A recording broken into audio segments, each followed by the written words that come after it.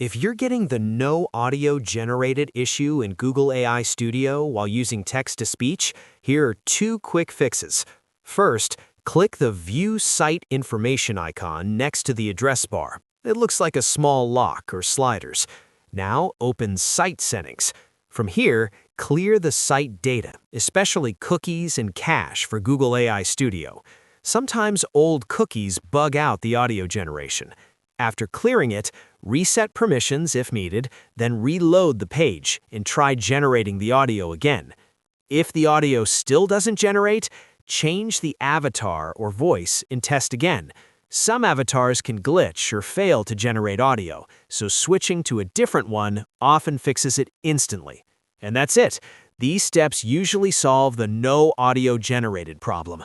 If this helped, please like the video, subscribe, and press the bell icon for more tech tips. Thanks for watching.